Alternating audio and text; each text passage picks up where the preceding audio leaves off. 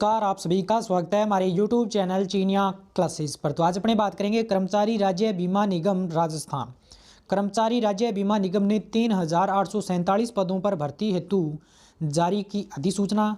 तो जानेंगे इसके लिए योग्यता से लेकर परीक्षा तक की संपूर्ण जानकारी। यदि आप भी इस भर्ती के लिए आवेदन करना चाहते हो तो वीडियो को एक बार शुरू से अंत तक पूरा देख लें, ताकि जितनी भी उपयोगी इससे संबंधित जानकारियाँ हैं सब आपको इस वीडियो के माध्यम से पता चल सके और आवेदन के समय आपको किसी भी समस्या का सामना न करना पड़े।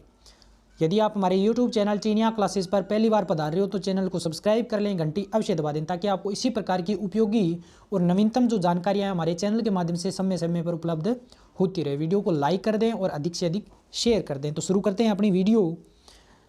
कर्मचारी राज्य बीमा निगम भर्ती। तो एम्प्लॉयड स्टेट इंश्योरेंस कॉरपोरेशन अर्थात ESIC यानी कि कर्मचारी राज्य बीमा निगम द्वारा विभिन्न पदों के लिए 3,847 पदों हेतु भर्ती का जो नोटिफिकेशन है वो जारी कर दिया गया है। इसके तहत अपर डिवीजन क्लर्क अर्थात UDC, स्टेनोग्राफर और मल्टीटास्किंग स्टाफ यानी कि MTS के पदों पर भर्ती के लिए जो अधिसूचना है वो आउट की गई है, निकाली गई है। कर्मचारी राज्य बीमा निगम भर्ती 2022 के लिए ऑनलाइन आवेदन है वो 15 जनवरी 2022 से शुरू हो जाएंगे और 15 फरवरी 2022 तक चलेंगे। तो इच्छुक एवं योग्य अभ्यर्थी आवेदन शुरू होने के पश्चात इस भर्ती के लिए ऑनलाइन आवेदन कर सकते हैं। तो अब अपने देखेंगे इस भर्ती का जो ऑफिशियल अर्थात आधिकारिक जो अधिसूचना जारी हुई है उसमें क्या क्या मुख्य बातें कही गई है, संपूर्ण को अपने लाइन टू लाइन पढ़ने वाले हैं। तो ये है ऑफिशियल अधिसूचना कर्मचारी राज्य बीमा निगम। तो requirement to the post of upper division clerk UDC और स्टेनोग्राफर स्टेनो और मल्टीटास्किंग स्टाफ अर्थात MTS for Rajasthan region in ESI corporation. तो ये राजस्थान रीजन में निकाली गई भर्तियों के बारे में बताया गया है। तो यहाँ पे देखिए भर्तियों का विवरण दे रखा है UDC, स्टेनो और MTS के बारे में, कौन सी कैटेगरी के हिसाब से कितने कितने पदों का जो बंटवारा है वो किस प्रकार से, संपूर्ण जानकारी इसमें दे रखी है। फिर अपने बात करें तो इसमें अन्य जो जानकारियाँ वो भी बता रखी है UDC के लिए, और इसके अलावा स्टेनो और MTS ये विवरण इसका डिटेल में दे रखा है।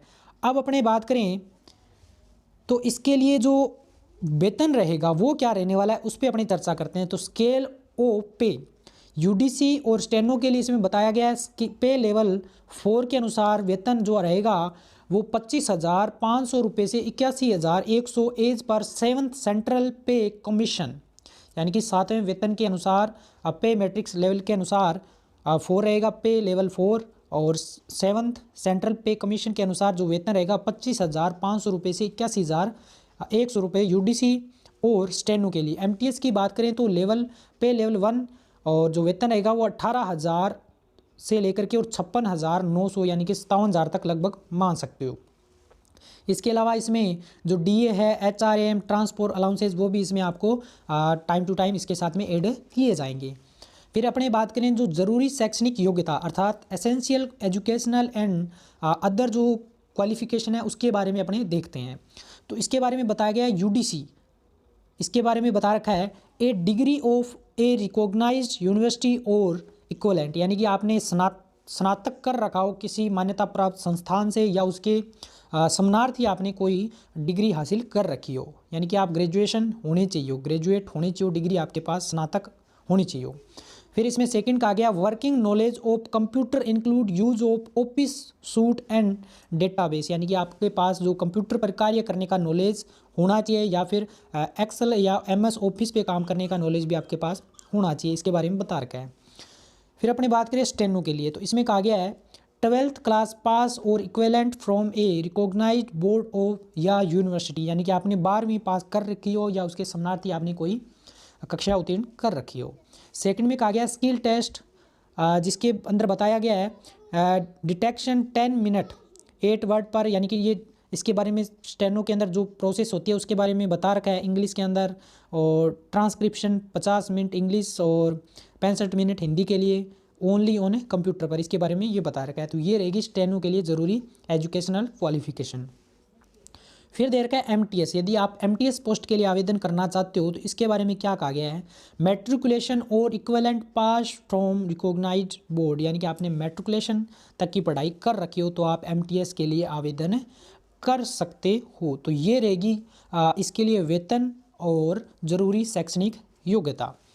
अब अपने बात करें आगे, तो हाउ टू अप्लाई, आपको यदि आप खुद से अप्लाई कर रहे हो लैपटॉप या मोबाइल के माध्यम, तो ये सारे निर्देश इसमें लाइन टू लाइन दिए हैं।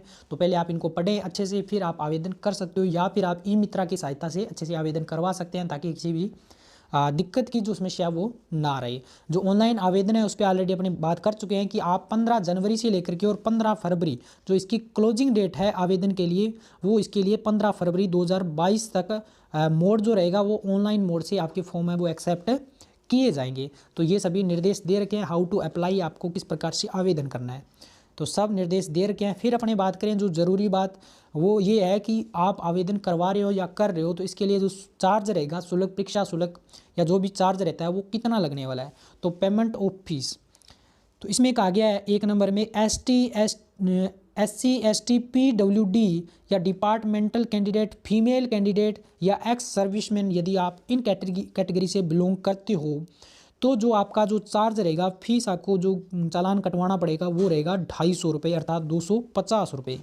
इसके अलावा आप अन्य कैटेगरी से बिलोंग करते हो, जो अभी कैटेगरी पड़ी है इनके अलावा आप फीमेल के लिए भी 250 रुपये रहने वाला है।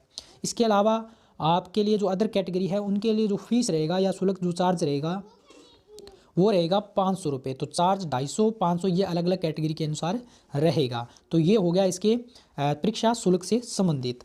फिर अपनी बात करें आगे, तो मोड ऑफ पेमेंट, यानी कि पेमेंट का जो प्रोसेस रहेगा वो बता रखा है इसमें ऑनलाइन। बाकी ज़रूरी जो गाइडलाइंस है, डॉक्यूमेंट आपको किस प्रकार स्कैन करने हैं, अपलोड करने हैं, फॉर्म किस प्रकार से भरना है, सब जानकारियाँ इसमें लाइन टू लाइन अच्छे तरीके से दे रखी है। तो आवेदन खुद से करना चाहते हो तो आप इसको पढ़ के भर सकते हो। फिर इसमें कहा गया सेंटर ऑफ एग्जामिनेशन, यानी कि आपके जो पेपर होंगे उसके बारे में कह रखा है, well applying online application candidate must select the center in the application form which health he desire to take the exam, यानी कि जहाँ पे वो एग्ज़ाम जो सेंटर इसके अंदर लिस्ट आपको मिल जाएगी, जहाँ वो देना चाहता है पेपर, वो सेंटर के अकॉर्डिंग वहाँ पे उन सेंटर को सेलेक्ट कर दें ताकि एग्ज़ाम के समय आपको पता रहे कि आपका सेंटर कौन सा आने वाला है और आप वहाँ पे पेपर दे सकते हो। तो सेंटर के बारे में बताया गया है। फिर अपनी बात करें जो सबसे ज़रूरी चीज़ है स्कीम ऑफ एग्जामिनेशन।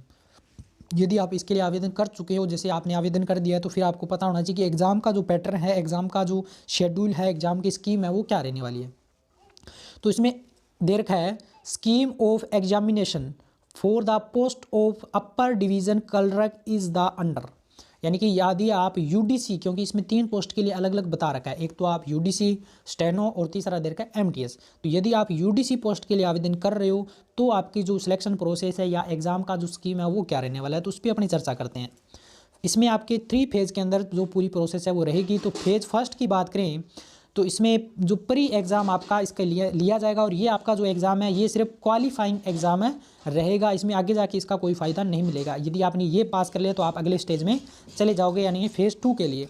तो क्वालिफाइंग एग्ज़ाम यानी कि प्री जो एग्ज़ाम है उसका क्या स्कीम रहेगा, तो इसमें देखिए ये आपका ऑब्जेक्टिव टाइप का पेपर रहने वाला है। इसमें आपसे general intelligence and reasoning, general awareness और क्वांटिटी एप्टीट्यूड और इंग्लिश कॉम्प्रिहेंसिव, ये आपके 4 पोर्शन रहेंगे। प्रत्येक पोर्शन में 25 यानी कि 25 गुणा 4 यानी कि 100 पर्सन रहेंगे। और नंबर की बात करें तो 50 गुणा 4 अर्थात 200 नंबर, 100 नंबर का 100 क्वेश्चन का पेपर और नंबर रहेंगे 200, अर्थात एक पर्सन है वो 2 नंबर का रहेगा। 4 इसमें सेक्शन बंटे होंगे। पेपर का जो समय रहेगा 1 घंटे का रहने वाला है, यानी कि अपनी बात करें तो 60 मिनट के अंदर आपको 100 क्वेश्चन और इनके नंबर 200 ये आपको अटेम्प्ट करना है।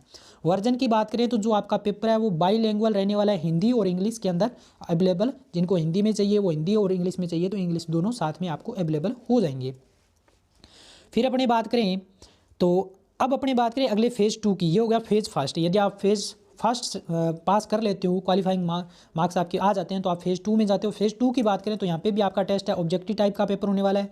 इसमें बात करें तो general intelligence and reasoning, general awareness, quantity aptitude और इंग्लिश कॉम्प्रिहेंशन, यानी कि वो 4 पोर्शन फिर से आपको सेकंड जो पेपर है आपका फेज़ 2 मेन एग्जामिनेशन के अंदर। इसमें जो आपका पेपर रहेगा अब इसमें आपको 50-50 यानी कि 50 गुणा 4 यानी कि 200 पर्सन मिलेंगे और इसका जो नंबर रहेगा वो 50 गुणा 4 अर्थात 200 पर्सन और 200 नंबर का पेपर रहेगा। और टाइम इसके लिए दिया जाएगा आपको 120 मिनट। 120 मिनट के अंदर 2 घंटे के अंदर आपको 200 क्वेश्चन अटेम्प्ट करने हैं और ये पेपर भी आपका बाईलिंगुअल दोनों भाषाओं में रहने वाला है।